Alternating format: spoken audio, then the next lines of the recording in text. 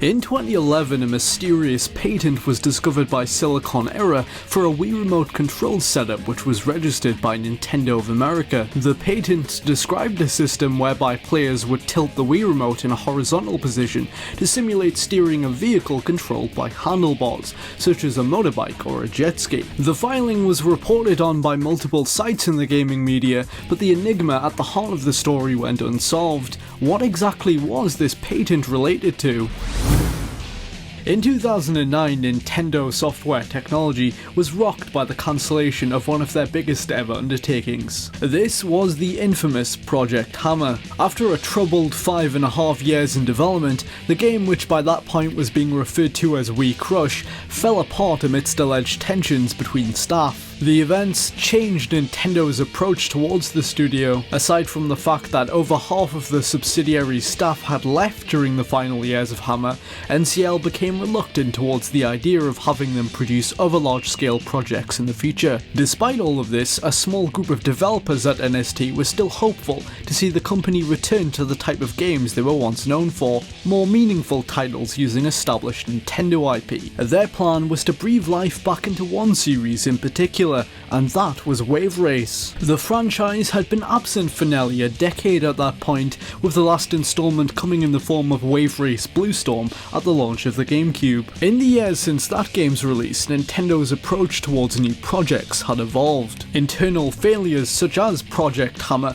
caused them to understandably become increasingly risk-averse when reviewing pitches from their developers. Other factors in this caution included a harsher economic climate and their changed philosophies towards innovation with the introduction of the Wii. Getting a pitch greenlit by NCL's board had therefore become a hefty task for even the most talented of studios. If Wave Race was to return, it would have to differentiate itself reasonably well from its predecessors in order to be commissioned, or so was the theory. Midway into 2009, while the rest of NST was busy with work on a Mario vs Donkey Kong game for the DSi, Minis March Again, planning on a pitch for Wave Race Wii was concurrently getting off the ground. It was being overseen by a small team of several experienced NST developers. The two heading the project were Yoonjun Lee, an engineer who'd been with the company since the Game Boy version of Crystallis in 2000, and designer Richard Verodi. Both had previously been involved heavily with Bluestorm back on the GameCube. Verodi had contributed towards it in a variety of ways, including level and physics design,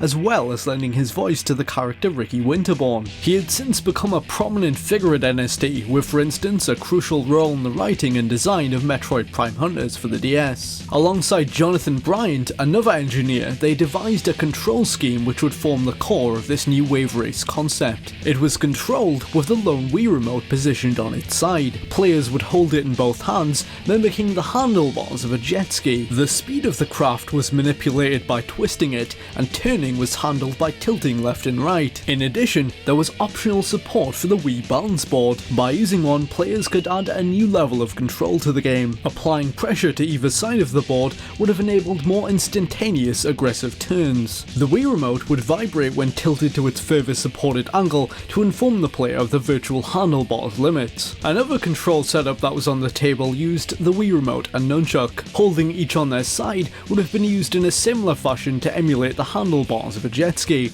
very much like the power cruising minigame from Wii Sports Resort. Unlike that particular mode, however, the controls were completely buttonless. It was thought that introducing this alternate control system would allow for new heights of immersion and quote-unquote realism for Wave Race. In order to illustrate their ideas to NCL's board, a playable prototype was assembled. It was built using a version of the engine that powered Wave Race Bluestorm, which had been modified to run on the Wii, using the same water physics and visual style. As development on the prototype was ongoing, Nintendo of America filed a patent to protect the new control concepts that NST's workers had conceived of on August 27, 2009. This patent covered not only a setup for controlling jet skis, but all handlebar-based vehicles, including motorcycles, potentially for use in future games. About 2 months later, preparations were finished and the developers presented their work to Nintendo's higher-ups in Japan. The Untitled Wave Race Wii project had generated considerable interest,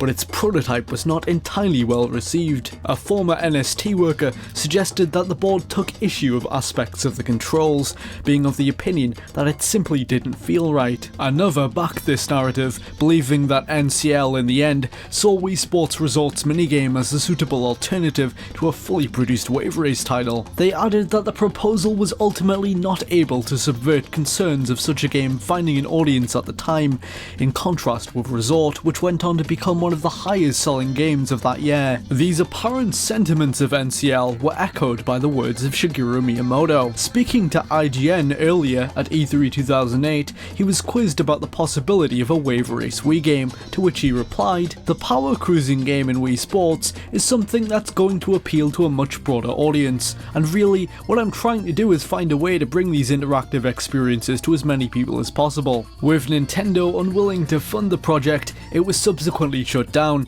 and the group responsible for it instead continued to work on Mario vs Donkey Kong Minis March again. As NCL didn't take to the control system, it was abandoned altogether and never again used by other titles, as was originally a possibility.